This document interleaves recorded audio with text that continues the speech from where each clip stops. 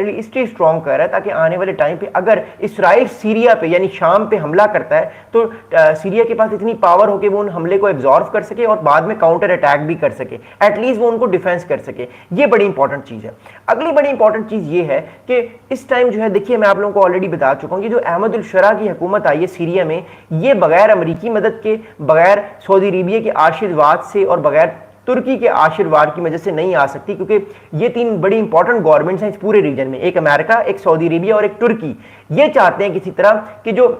इनकी कोशिश थी इतने अर्से से कि जो बशारुल असद है वो इस सीरिया की गवर्नमेंट से निकल जाए। अब बशारुल असद सीरिया से क्यों निकले, ये इसलिए इंपॉर्टेंट था कि बशारुल असद जो था वो ईरान और रशिया का ख्याल रखता था, ईरान और रशिया के इंटरेस्ट का वो ख्याल रखते थे। अब मोर इंपॉर्टेंटली जो है वो सीरिया के जो प्रेसिडेंट को निकालने की सबसे बड़ी वजह ये भी थी कि जो सीरिया के प्रेसिडेंट थे वो तुर्की, सऊदी अरेबिया और इसके अलावा जो अमेरिका है उनके इंटरेस्ट का ख्याल नहीं रखते थे। इसलिए उन्होंने कोशिश वो पिछले 10-12 साल से कर रहे थे कि इनको निकाल दिया जाए। अब मौका उनको मिल गया था सीरिया के प्रेसिडेंट को निकालने का, उन्होंने उनको निकाल दिया, क्योंकि बड़ी वजह यह थी कि जो ईरान था वो वीक हो चुका था काफी, और ईरान की जो प्रॉक्सी है हिजबुल्ला वो इतनी स्ट्रांग नहीं थी कि वो बशारुल असद को रोक सकें और बशारुल असद की हुकूमत को बचा सकें। This was very unfortunate. Rakesh Sharma, good morning brother. मैं इस वीडियो के एंड में आपके क्वेश्चंस के जवाब जरूर दूंगा, आप वीडियो के साथ स्टे ट्यून रहिएगा। अच्छा, अगली बात क्या, देखिए अब सीरिया ने जो है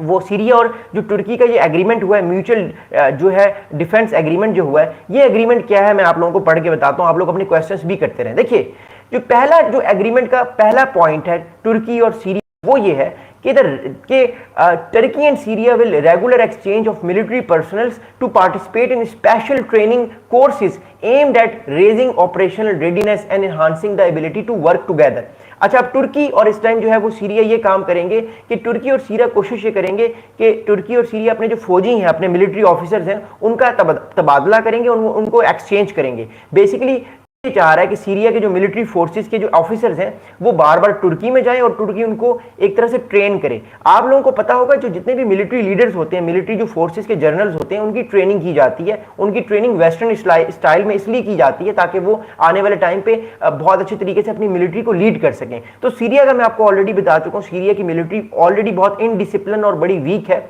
इस वजह से इसराइल बार बार सीरिया को अटैक करके उसको कमजोर करने की और कोशिश करता है। तो तुर्की ये चाहता है कि जितना जल्दी हो सके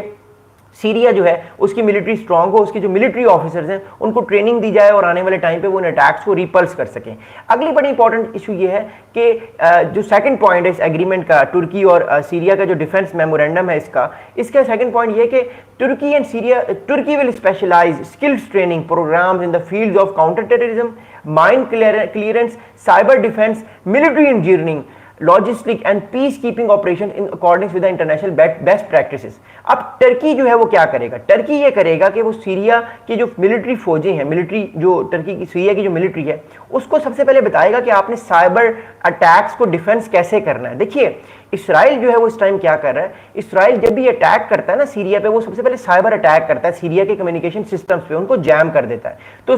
टर्की ये सिखाएगा सीरिया को कि आपने जो आपका जो कम्युनिकेशन सिस्टम्स हैं उनको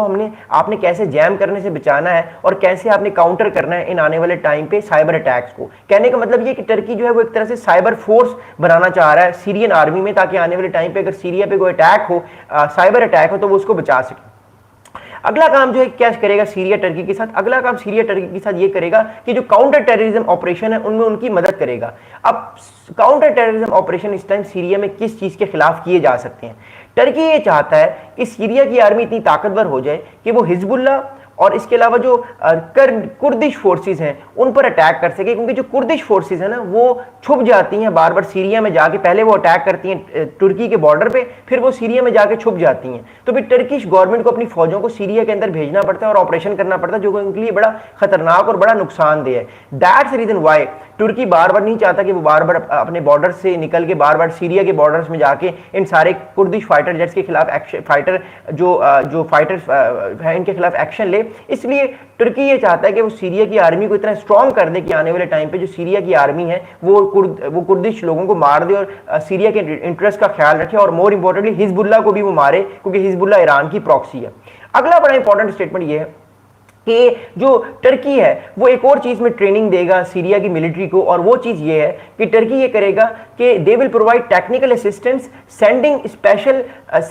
specialist experts to support the process of modernising military systems, organising structures and command capabilities. अच्छा, मैं